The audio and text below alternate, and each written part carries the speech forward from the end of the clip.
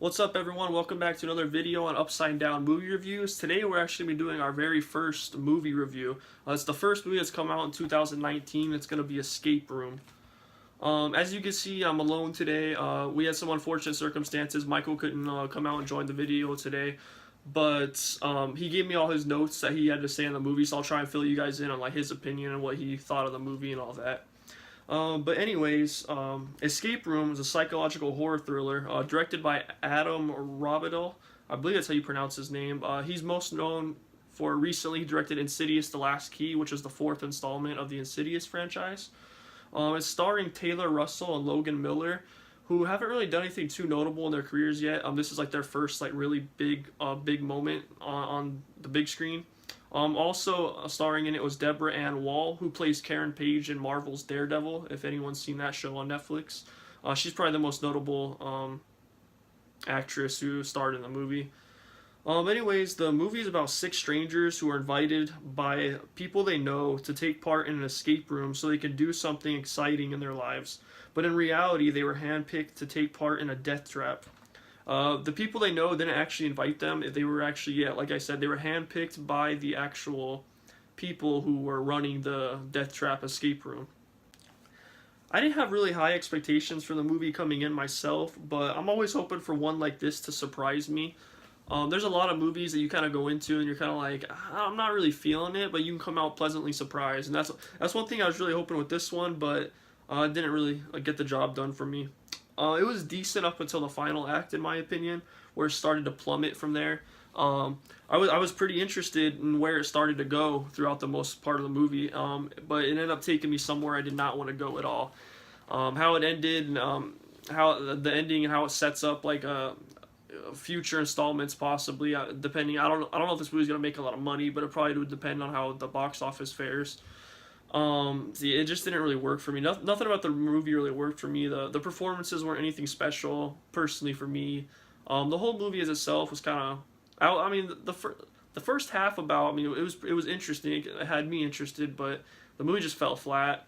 That's how I can explain it best. But I will let you guys know on what some of the stuff Michael had, some specific things he wanted to share with you guys. He wanted to share that the third room in the maze with the sports bar was the best scene in the movie to him. The last 15-20 minutes, the movie started to crash and burn. Felt like a completely different director directed it, and that's honestly how it did feel. Like the first two acts of the movie wasn't terrible really, but the final act it just sank straight down. Yeah, it tried setting up a sequel, but it was terribly done. That's I agree with that 100%.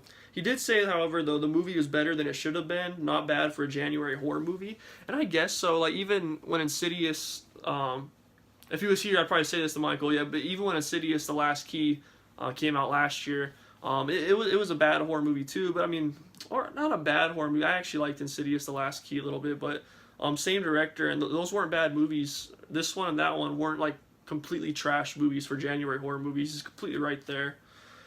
But he did go on to say, however, most characters were unlikable and hard to root for. He did think the character played by Logan Miller, who I mentioned was starring in the movie, had a really nice character arc for him.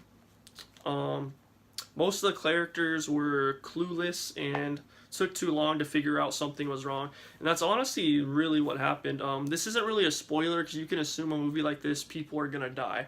But it really took up until they were all very close to death at certain times, but it took until the first person actually died for them to realize, oh crap, we actually might die in this.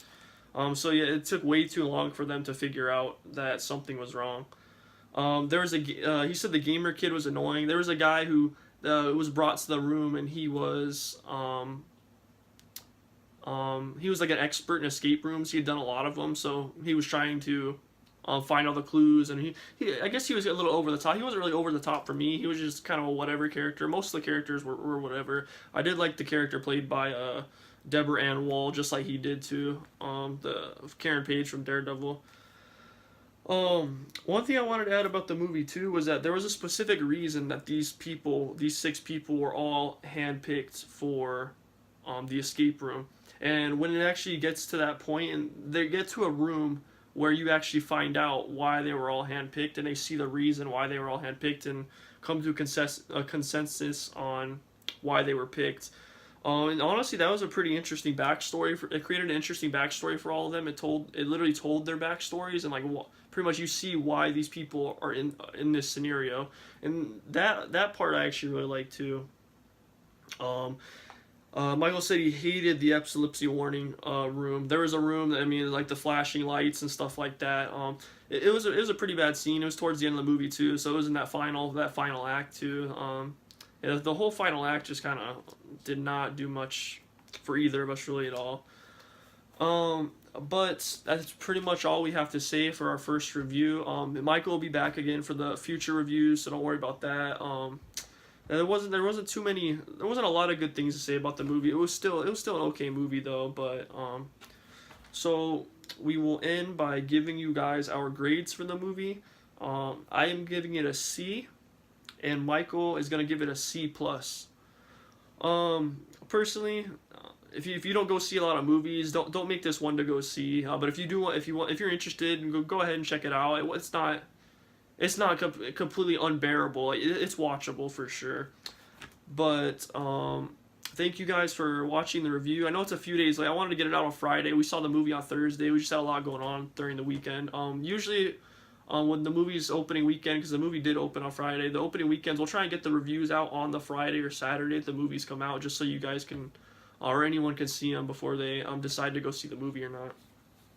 But anyways, I want to thank you guys for watching. Thank you for bearing with me. I'm pretty nervous doing this by myself, but I hope you guys enjoyed. Mike will be back. We'll be doing this together again.